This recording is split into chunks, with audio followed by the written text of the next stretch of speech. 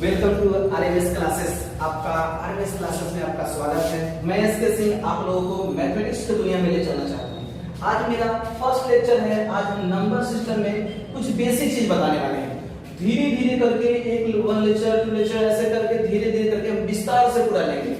सबसे पहले छोटी छोटी बातों को लेते हैं। हम सबसे पहले लेते हैं कि वास्तव में मैंने ये जो संख्या लिखा वास्तव में है क्या। सबसे पहले आता है प्राकृतिक संख्या। सबसे पहले हम लोग देखते हैं प्राकृतिक संख्या। गिनती की संख्या प्राकृतिक संख्या होती है 1 2 3 4 5 6 1 2 1 2 3 4 5 6 ये सब जितने भी होते हैं सब प्राकृतिक संख्या। और इस प्राकृतिक संख्या के पहले जीरो लगा देते हैं। 0 1 2 3 4 5 6 ये सब जो है ये सब होते हैं पूर्ण संख्या। मतलब कि 1 2 3 4 5 6 ये सब होते हैं प्राकृतिक संख्या। और प्राकृतिक संख्या के पहले जीरो लगा देते हैं तो ये हो जाता है पूर्ण संख्या। उसके बाद एक होते हैं सम संख्या, एक आते हैं सम संख्या जो 2 के टेबल में आ जाए, जो 2 के पहाड़े में आ जाए वो सम संख्या होता है। जैसे 2 हो गया 4 हो गया 6 हो गया 8 हो गया। एक होता है विषम संख्या जो 2 के पहाड़े में नहीं है, विषम संख्या। जैसे 1 हो गया 3 हो गया 5 हो गया 7 हो गया 9 ये सब होते हैं विषम संख्या। उसमें उसके बाद आते हैं अभाज्य संख्या। आप उसको मिटा देते हैं। एक होते हैं अभाज्य संख्या। अभाज्य संख्या वैसे होते हैं जो सिर्फ अपने ही टेबल से करते। अभाज्य संख्या जिसको इंग्लिश में कहते हैं प्राइम नंबर। अभाज्य संख्या होते हैं जो सिर्फ अपने ही टेबल से करते। जैसे हम लोग का 2 हो गया 3 हो गया 5 हो गया 7 हो गया डैश डैश। और दूसरी बात में दूसरी तरीके से अभाज्य संख्या को ये भी कह सकते हैं कि जो जिसका डिविजिबल ओनली 2 यानी जो सिर्फ अपने ही टेबल से कटे और 1 के टेबल से कटे उसको कहेंगे अभाज्य संख्या। जिसको जो सिर्फ अपने ही टेबल से कटे और 1 से कटे उसको कहेंगे अभाज्य संख्या। उसके बाद आते हैं भाज्य संख्या। उसके बाद आते हैं भाज्य संख्या। भाज्य संख्या कहने के एक सिंपल एग्जांपल हम लोग क्या देंगे, जो जिसका 2 से ज्यादा डिविजिबल हो, जिसका 2 से ज्यादा डिविजिबल हो। भाज्य संख्या जो अपने ही पहाड़े से कटे और किसी और के टेबल से भी कटे। जैसे हम लोग का 4 हो जाएगा 6 हो जाएगा 8 हो जाएगा 10 हो जाएगा। इतना बताने के बाद ये सब क्वेश्चन आप लोगों से चुटकियों में बन जाएंगे।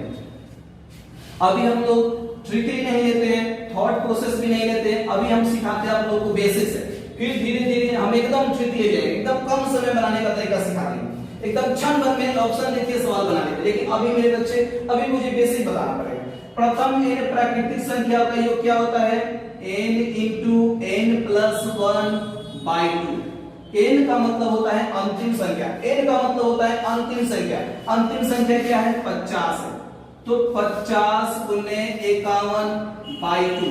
यहाँ सिर्फ 2 से यहाँ पे काटेंगे तो हो जाएगा 25 यानी 25 गुने 51 हो जाएगा 25 और 25 25 25 127 मतलब यहाँ से 1275 आंसर हो गया। अगर यहाँ से रहेगा अब देखिए प्रथम इन प्राकृतिक संख्या नहीं दिया, ये प्राकृतिक संख्या दिया लेकिन 5 से दे दिया। तो अब हम लोग जानते हैं कि प्रथम 50 का निकाले थे कितना, प्रथम 50 का हम लोग आया था कितना 1275 आया था।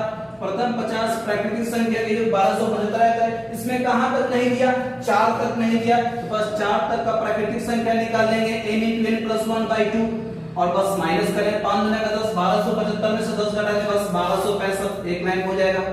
तो हम लोग इसको प्रयास करेंगे। ये फर्स्ट मैंने बताया प्रथम n प्राकृतिक संख्या n into n plus 1 by 2। दूसरा हमने बताया जब शुरुआत से नहीं हो तो पहले जितना लास्ट है वहां तक निकाल लेंगे, उसके बाद जितना तक नहीं दिया उसको माइनस कर लेंगे।